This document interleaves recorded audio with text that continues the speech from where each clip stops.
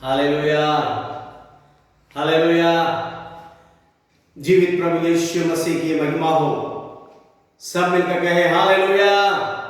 हमारा प्रभु यीशु जिंदा है और आज हम उसकी आराधना के लिए और ये एक और इतवार हमें मिला है और आज हम मिलकर उस परमेश्वर की महिमा करने वाले हैं। क्या आप लोग तैयार है? हालेलुया। पिछले दिनों में प्रभु ने हमें संभाला है और आज एक ऐसा मौका दिया है कि उसकी आराधना करें। मगर हम कलीसिया में इकट्ठा नहीं आ पा रहे, मगर घर में जरूर आराधना करेंगे। हमें क्या इस बात में सहमत है? जी हाँ, हमारा प्रभु आराधना के योग्य है, उसी की हम आराधना करेंगे। तो आओ प्रिय, हम प्रार्थना के साथ इसमें आगे हम बढ़ेंगे। पवित्र पिता यीशु मसीह के नाम से आपके सम्मुख आते हैं, आपकी पवित्र उपस्थिति को हम स्वीकार करते हैं, स्वागत करते हैं। प्रभु हमारे बीच में आप आए, हमारे घरों में आप आए, आपकी महिमा हो, आपकी आराधना हो। प्रभु इन वचनों के द्वारा हमसे बातें करें, हमारी आराधना आपके सामने स्वीकार हो जाए। धन्यवाद और धन्यवाद हो प्रभु यीशु के नाम से, आमीन। हालेलुया। क्या तैयार है? तो आओ प्रिय, हम आराधना में हम जाने से पहले एक गीत हम गाएंगे और उसके साथ प्रभु के वचन को अध्ययन करेंगे। और एक गीत का बोल इस प्रकार है, एक आग हर दिल में हमको लगाना है। एक आग हर दिल में हमको लगाना है, भटके हुए जीवन को प्रभु से मिलाना है। एक आग हर दिल में हमको जलाना है, भटके हुए जीवन को प्रभु से मिलाना है। एक आग हर दिल में, संसार की आशा भरी नजरें हमी पर है, उद्धार का संदेश भी खांदों के ऊपर है। एक दीप से लाखों दिए हमको जलाना है, भटके हुए जीवन को प्रभु से मिलाना है। एक आग हर दिल में, इतने सरल ये रास्ते कल फिर नहीं होगी। प्रचार के अवसर हमें हासिल नहीं होंगे। तैयार रहना, कल हमें खुद को मिटाना है, भटके हुए जीवन को यीशु से मिलाना है। एक आग हर दिल में, बर्बाद इस संसार की हमको चुनौती है।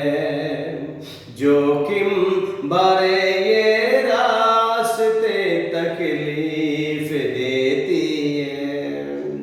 तकना नहीं, झुकना नहीं, बढ़ते ही जाना है। भटके हुए राही को यीशु से मिलाना है, भटके हुए राही को प्रभु से मिलाना है। एक आग हर दिल में हमको जलाना है, भटके हुए जीवन को प्रभु से मिलाना है। एक आग हर दिल में।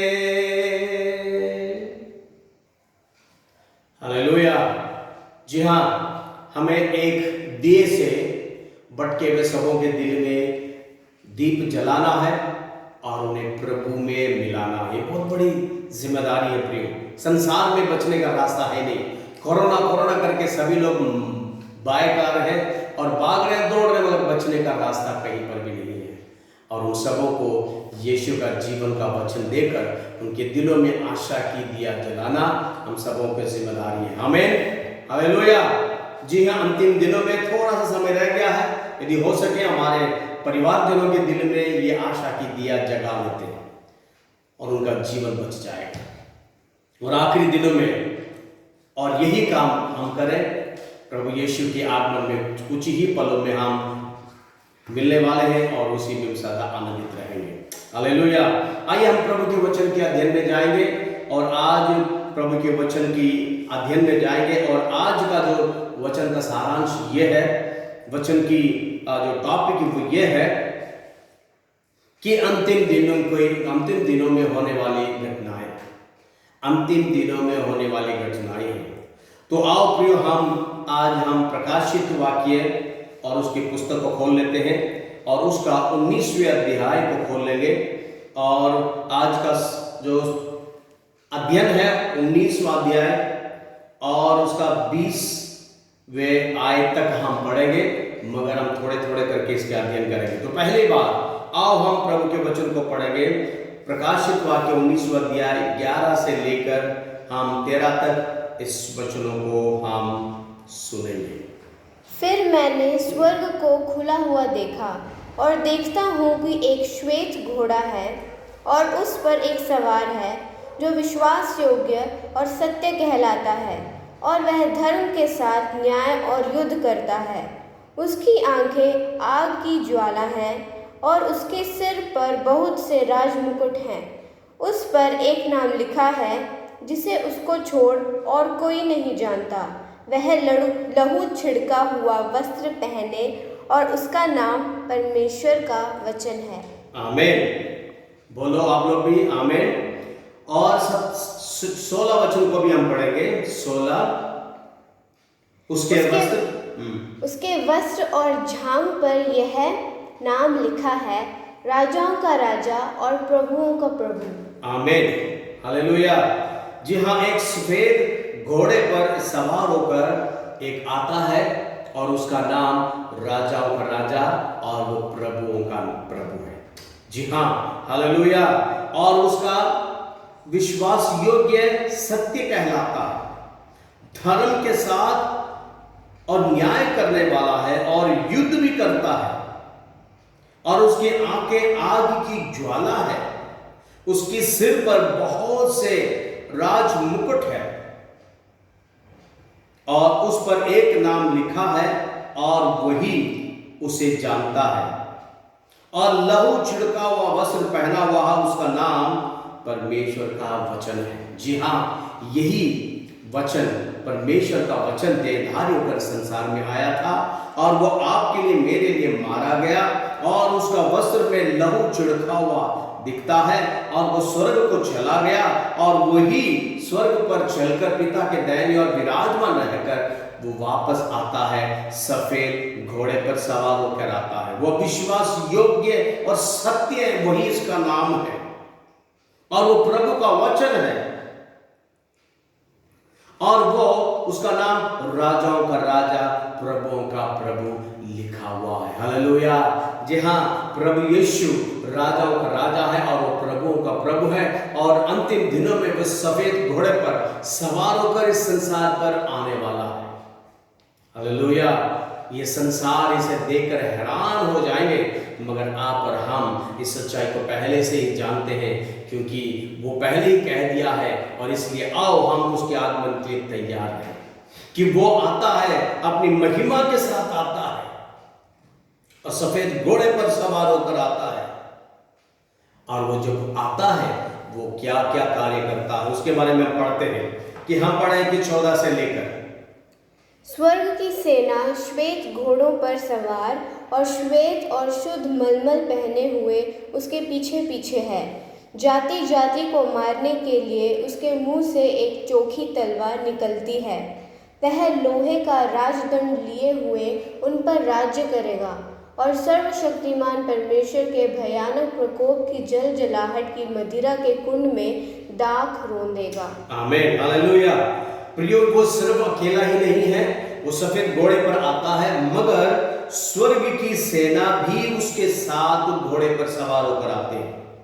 सफेद और शुद्ध मलमल पहने हुए उसके पीछे पीछे आते हैं। वो जब आता है जाति जाति को मारने के लिए आता है और उसके मुंह से चोखे तलवार निकलती है।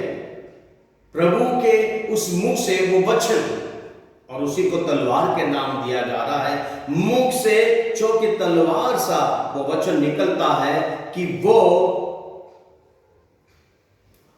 लोहे के राजदंड के लिए लिए हुए और उन पर राज करेगा। सर्वशक्तिमान परमेश्वर की भयानक प्रकोप का दंड उन सभी लोगों को देने वाला है। जी हाँ, और यह राजाओं का राजा जो आता है इस संसार के लोगों को दंड देने के लिए आता है और उसकी सेना उसके पीछे पीछे आती है सफेद घोड़े पर। जी हाँ, यह होने वाला है। यीशु इस धरती पर आने वाला है। आप सभी तैयार रहो। हालेलुया। पवित्र रहो, पवित्र रहो। आमीन। पवित्र रहो। आमीन। हालेलुया। जी हाँ, यीशु हमारा राजाओं का राजा है, प्रभुओं का प्रभु है। तो आइए हम दूसरी एक और जो घटना है जो होने वाला उसे हम देखेंगे। जब यीशु आएगा तो क्या करने पर है, और उसी के बारे में अब हम प्रभु के वचन में पढ़ेंगे। और आओ हम 17 से लेकर 17 और 18 दो वचन को हम पढ़ेंगे। फिर मैंने एक स्वर्गदूत को सूर्य पर खड़े हुए देखा। उसने बड़े शब्द से पुकारकर आकाश के बीच में से उड़ने वाले सब पक्षियों से कहा, आओ परमेश्वर के बड़े भोज के लिए इकट्ठे हो जाओ, जिससे तुम राजाओं का मांस और सरदारों का मांस और शक्तिमान पुरुषों का मांस और घोड़ों का और उनके सवारों का मांस और क्या स्वतंत्र क्या दास क्या छोटे क्या बड़े सब लोगों का मांस खाओ। आमीन। और एक और वचन 21वें वचन को भी पढ़ेंगे। शेष लोग उस घोड़े के सवार की तलवार से जो उसके मुंह से निकलती थी मार डाले गए और सब पक्षी उनके मांस से तृप्त हो गए। आमीन। हालेलुया। प्रियो, जब यीशु आता है तो उस वक्त एक बहुत बड़ा पार्टी के लिए पुकारा जाता है। किसको पुकारा जाता है? कि उड़ने वाले सारे पक्षियों को पुकारा जाता है, आकाश के सब पक्षियों को पुकारा जाता है। तो तुम आओ परमेश्वर की बड़े भोज में इकट्ठे हो जाओ। तो ये बड़ा भोज क्या है कि वहां पर लिखा है परमेश्वर आकर उन राजाओं को, उन सरदारों को, उन शक्तिमान पुरुषों को, उन जो ताकतवर इंसान है, जो अपने आप को हकीम बनकर इस दुनिया पर जो राज करते हैं, उनको मारने वाले हैं। हालेलुया। जी हाँ, इस संसार के जितने भी राजाएं हैं उन्हें क्यों परमेश्वर मारना चाहता है? क्योंकि ये राजाएं उस शैतान की एजेंट बनकर इस संसार के ऊपर शैतान के इशारे पर संसार को राज किया है।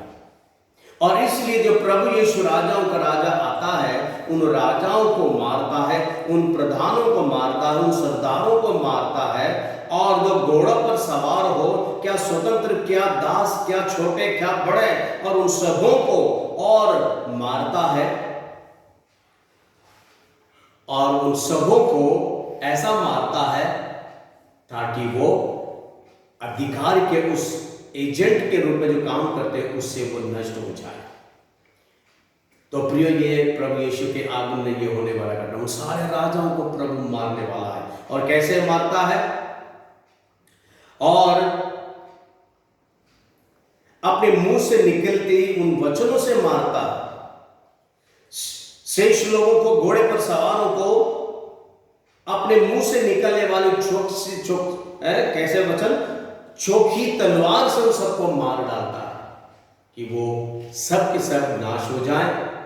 और आकाश के पक्षियों को कहा जाता, तुम आओ एक बहुत बड़ी भोज में तुम शामिल हो जाओ, कहा जाता। संसार के राजाओं को मारा जाएगा जो आज शैतान की एजेंट, शैतान की प्रतिनिधि बनकर दुनिया को राज कर रहे हैं। परमेश्वर के डर नहीं है उनके पास, इंसान की परवाह नहीं करते हुए वो राज कर रहे हैं, अपनी मनमानी अपने स्वार्थ के हिसाब से वो राज कर रहे हैं। मगर एक दिन प्रभु यीशु आकर सबों को नाश करने वाला है। आमीन।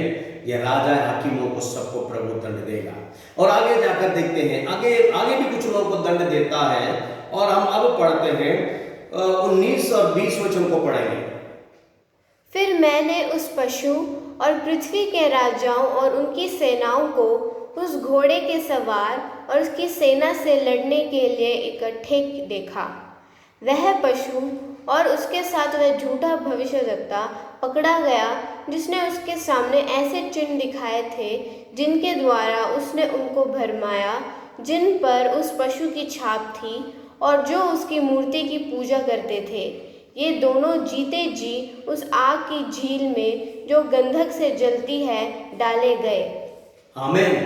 प्रिय, ये वचन हमें बताता है सिर्फ लोगों को, राजाओं को ही नहीं मारा गया, और राजाओं के बीच में कुछ और भी थे, दो खास प्रकार के लोग जिनके बारे में यहाँ पर लिखा है, दो पशु जिनके बारे में आज जो कल के शनिवार की सुबह के दिन में जो वचन जो निकला था उसमें मैंने पूरा जिक्र किया हूं।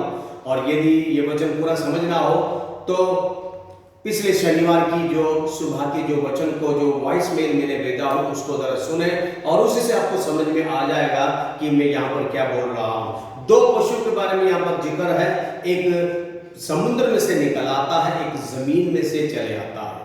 जो समुद्र में से आता है वो झूठा भविष्यवक्ता है कि वो इस संसार में लोगों को परमेश्वर के विरोध में और वो कार्य कराता है। और एक जो जमीन से कोई पशु आता है वो मसीह विरोधी, जिसको एंटी क्राइस्ट कहा जाएगा, वो मसीह विरोधी और ये झूठा भविष्यवक्ता, और इन दोनों के ऊपर अब मार पड़ती है। संसार की आखिरों को प्रभु नष्ट करता है और उसके बाद इन दोनों को जिंदा जिंदा पकड़ लेता है। जो झूठा भविष्यवक्ता, जो मसीह झूठा जो भविष्यवक्ता और मसीह विरोधी, इन दोनों को पकड़ के यहां पर लिखा है, इन दोनों पशुओं को पकड़कर उन दोनों को जीते जी उस आग की झील में जो गंधक से जलती है और डाले जाते हैं। आग की उस गंधक की झील में डाला जाता है और उस आग की झील में दोनों को डाल दिया जाता है। जी हाँ, ये मसीह विरोधी और झूठे भविष्यवक्ता दोनों को दोनों वहां पर डाल दिए जाएंगे और वो गंधक और झील में वो सदा सदा जलते रहेंगे और वहां आग कभी मुरझाता नहीं है। Hallelujah, hallelujah. जी हाँ, यहाँ पर अब दो पशु खत्म हो गए। अब इतने काम खत्म नहीं हुआ, इससे बढ़कर एक और काम भी होने वाला है, उसके बारे में अब हम पढ़ते हैं और 20 अध्याय 1 से लेकर 3 तक हम पढ़ेंगे। फिर मैंने एक स्वर्गदूत को स्वर्ग से उतरते देखा, जिसके हाथ में अथाह कुंड की कुंजी और एक बड़ी जंजीर थी। उसने उस अजगर अर्थात पुराने सांप को, जो इब्लीस और शैतान है, पकड़ के 1000 वर्ष के लिए बांध दिया और उसे अथाह कुंड में डालकर बंद कर दिया और उस पर मुहर लगा दी कि वह 1000 वर्ष के पूरे होने तक जाति जाति के लोगों को फिर ना भरमाए। इसके बाद अवश्य है कि वह थोड़ी देर के लिए फिर खोला जाए। आमीन। प्रियो, ये दो पशु तो खत्म हो गए। अब ये तीसरा एक और जन है जिसके बारे में यहाँ पर लिखा है कि ये है वो पुराना सांप या इब्लीस या अजगर, इसको लूसीफर भी कहा जाता है। और इसी को पकड़कर एक स्वर्गदूत इसको क्या करता है और एक कुंड में, एक अथाह कुंड में उसे बंद कर देता है ताकि वो 1000 साल तक उस कुंड में रहेगा। जी हां, ये तीसरा जो व्यक्ति है, जो अंधकार की दुनिया की खास व्यक्ति है, अजगर, और ये पुराना सांप उस अथाह कुंड में डाल दिया जाता है और उस वक्त ये अंधकार की पूरा साम्राज्य एक किस्म की शून्य में आ जाता है, खत्म हो जाता है। तो अब इस संसार के ऊपर कौन राज करेगा? शैतान की झूठा भविष्यवक्ता और शैतान के हाथ से मसीह विरोधी ये तीनों को दिनों आज बंद हो गए। मगर अब क्या होगा कि जो सफेद घोड़े पर जो सवार होकर आता है और वो इस संसार में आकर अपने राज्य को स्थापना करता है। Hallelujah, hallelujah. जी हाँ, प्रभु यीशु जो राजाओं का राजा, वो प्रभुओं का प्रभु है, सफेद घोड़े पर सवार होकर आता है और इस संसार में राज्य करने के लिए आता है। जी हाँ, उसके राज्य एक दिन का, 2 दिन का नहीं, 1 महीने का, 2 महीने का नहीं, 1 साल 2 साल का नहीं, मगर कितने साल का है। तो आओ हम बाइबल में से पढ़ेंगे और यीशु जो आकर करने का एक और काम है उसके बारे में पढ़ेंगे। 6 से लेकर 20 अध्याय 4 से लेकर 6 तक हम पढ़ेंगे। फिर मैंने सिंहासन देखे और उन पर लोग बैठ गए और उनको न्याय करने का अधिकार दिया गया। मैंने उनकी आत्माओं को भी देखा जिनके सिर यीशु की गवाही देने और परमेश्वर के वचन के कारण काटे गए थे, और जिन्होंने न उस पशु की और न उसकी मूर्ति की पूजा की थी और न उसकी छाप अपने माथे और हाथों पर ली थी। वे जीवित होकर मसीह के साथ 1000 वर्ष तक राज्य करते रहे। जब तक ये 1000 वर्ष पूरे ना हुए तब तक शेष मरे हुए ना जी उठे। यह तो पहला पुनरुत्थान है। धन्य और पवित्र वह है जो इस पहले पुनरुत्थान का भागी है। ऐसों पर दूसरी मृत्यु का कोई भी अधिकार नहीं, पर वे परमेश्वर और मसीह के याजक होंगे और उसके साथ 1000 वर्ष तक राज्य करेंगे। आमीन, हालेलुया। जी हाँ, जो राजाओं का राजा, प्रभुओं का प्रभु इस संसार में उतर आता है और वो आकर अपना राज्य की स्थापना करता है। शैतान आरंभ ही से लेकर इस संसार पर राज्य करने की बड़ी कोशिश, बड़ी उसकी तमन्ना, बड़ी इच्छा थी, मगर उसका इच्छा पूरा नहीं हुआ और आखिरी दिन में सिर्फ 7 साल का उसका मौका मिला है और वो 7 साल के आधाई समय में और उसका बुराई और उसका धोखा लोगों को समझ में आ जाता है और 7वें दिन तक और वो तीनों को तीनों अंधकार में आप बंद हो जाते हैं।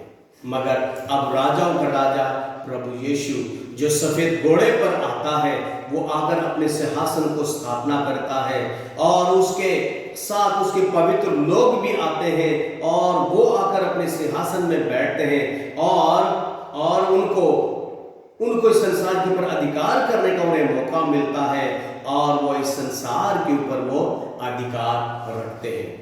जिन्होंने उस मूर्ति का उस जो मसीह विरोधी का छाप नहीं लिया हो या मसीह विरोधी को जो मूर्ति पर जिसे दंडवत नहीं किया हो, वे लोग उस वक्त यीशु के साथ 1000 वर्ष सिंहासन पर बैठे हुए यीशु के साथ राज्य करेंगे। हालेलुया। यीशु मसीह 1000 साल इसी धरती पर राज्य करने वाला है, क्योंकि वो राजाओं का राजा है, वो प्रभुओं का प्रभु है। आज आप और हम जो इस वचन को सुनने वाले हैं, प्रियो, यदि हम उस राजा के साथ यदि संसार में राज्य करना है तो आज ही हम अपने जीवन को पवित्र रखने की जरूरत है। यीशु के राह पर चलने की जरूरत है।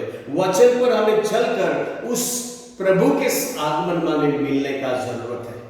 जी हाँ, आप और हम जो मसीह कहलाते हैं, वो शायद इस संसार में उन्हें कोई राज्य पद नहीं मिला हो, कोई ऊंचा पद नहीं मिला हो, मगर प्रिय 1000 साल राज्य में उनका उत्तम पद प्रभु यीशु देने वाला है। हालेलुया। और वे परमेश्वर के प्रति वफादार रहे, ईमानदार रहे, पवित्र रहे, प्रार्थना में रहे और संगति में रहे, और इसलिए उन्हें प्रभु के राज्य में राज्य करने का मौका मिलेगा। हे पवित्र लोगों, परमेश्वर के लोगों, आपसे मेरा आग्रह यही है कि इस संसार की चीजों के पीछे अपने मन को लगाकर उस राज्य की महिमा को मत खोना। इस संसार में बेशक आप कंगाल रह जाएं, बेशक आप दुखी रह जाएं, बेशक आप बदनामी के सहकर भी रह जाएं, मगर उस राजाओं के राजा के राज्य में आप राजा बनकर रह सकते हैं। यदि इस संसार की वस्तु के लिए हम उस परमेश्वर को हम त्याग देते हैं, प्रियो, उस दिन हमारे लिए बहुत बड़ा दुख का समय होगा। वो राजाओं का राजा इस धरती पर राज्य करते समय आप और हम उसके साथ राज्य करना है। तो आज हमारी ईमानदारी में, भक्ति में, विश्वास में और पवित्रता में प्रभु के साथ हमें चलने का जरूरत है।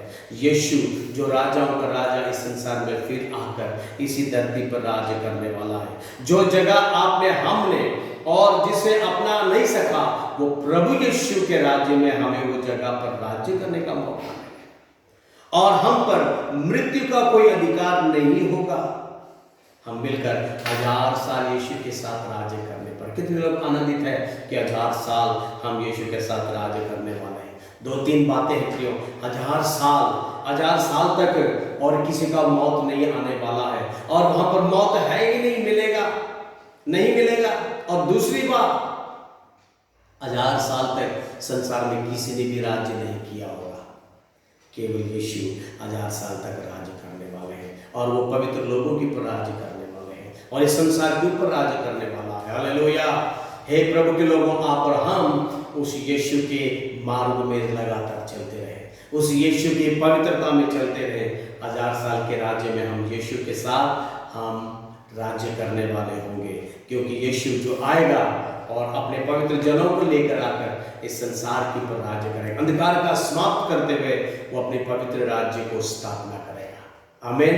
क्या आप लोग 1000 साल प्रभु के साथ राज्य करने के लिए तैयार है? तैयार है तो अपने आप की चौकस रखो। संसार की वस्तुओं से, संसार की बातों से, संसार के इंसान से दूर रखो, पवित्र रहो, प्रभु के वचन के कहने के अनुसार पवित्र जीवन में रहो, विश्वास में रहो, प्रार्थना में रहो। प्रभु के आगमन में आपको 1000 साल के राज्य में बड़े शहरों में राज्य करने का अधिकार मिलेगा, बड़े बड़े जगह पर राज्य करने का आपको अधिकार मिलेगा। आमीन। क्या विश्वास करते हैं? आमीन। आओ हम अपने आंखें बंद करें और प्रार्थना में जाएंगे। स्वर्गीय पिता, महान परमेश्वर, मैं अपने परिवार के, कलीसिया के लोगों को आपके सम्मुख लाता हूँ। इस पवित्र वचन के लिए धन्यवाद प्रभु। यीशु आप ही राजाओं का राजा इस धरती पर आने वाले हैं और आप आकर इस संसार की हकीमों का, अधिकारों को दंड देने वाला है। इस संसार के मसीह विरोधी को, झूठे भविष्यवक्ताओं को परमेश्वर दंड देने वाला है। आखिरी उस इब्लीस, उस अजगर, उस लूसीफर को भी दंड देने वाला है प्रभु, और उसके बाद अपने राज्य की स्थापना करने वाला है। प्रभु मैं धन्यवाद करता हूँ प्रभु, ये इस महान रहस्य और गुप्त की बातें प्रभु राजा अपने कलीसिया को अपने कुल्लम कुल्ला रख दिया है प्रभु। जो इस वचन को सुनने वाले इस पर विश्वास करें, इस पर विश्वास करें और उस बहकाने वाले झूठे भविष्यवक्ताओं के राह पर ना जाएं और उस मसीह विरोधी की और विरोधी के जो चतुराई के मार्ग पर ना जाएं, शैतान के अधिकार पर ना जाएं, बल्कि प्रभु राजा पवित्र वचन के आधार पर चलकर प्रभु आपके सामने विश्वास योग्य ईमानदार मसीह वो ठहरने पाए। प्रभु राजा उन सबों को हिम्मत दे, शक्ति दे और आज इस वचन को सुनने वाले हर एक जन 1000 वर्ष राज्य में यीशु के साथ वो राज्य करने वाले रहे, यीशु के साथ स्वर्ग में राज्य करने वाले बने, इस धरती पर राज्य करने वाले बने। प्रभु हम सबों को मदद करें, सहायता करें। सारा आदर और सम्मान प्रभु हम आपको देते हैं। हम प्रार्थना करते हैं प्रभु हमारे कलीसिया को आशीष दे, परिवारजनों को आशीष दे, बच्चों को आशीष दे। प्रभु इस गर्मी से बचाएं, इस कोरोना वायरस से बचाएं, इस महामारी से बचा करके प्रभु आपके पवित्र नाम को महिमा मिले। धन्यवाद यीशु राजा। आओ प्रेम सभी लोग प्रभु को धन्यवाद करें। धन्यवाद यीशु राजा, धन्यवाद यीशु राजा। इन वचनों के द्वारा हमसे बातें करने के लिए धन्यवाद प्रभु। इस परिवार से प्यार करने के लिए धन्यवाद, इस परिवार को संभालने के लिए धन्यवाद। और सदा धन्य और धन्य और धन्य आप ही है प्रभु।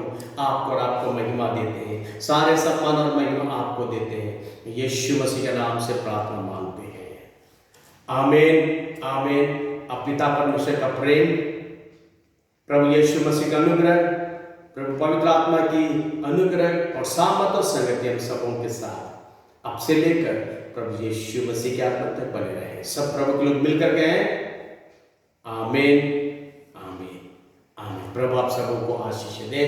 जय मसीह की।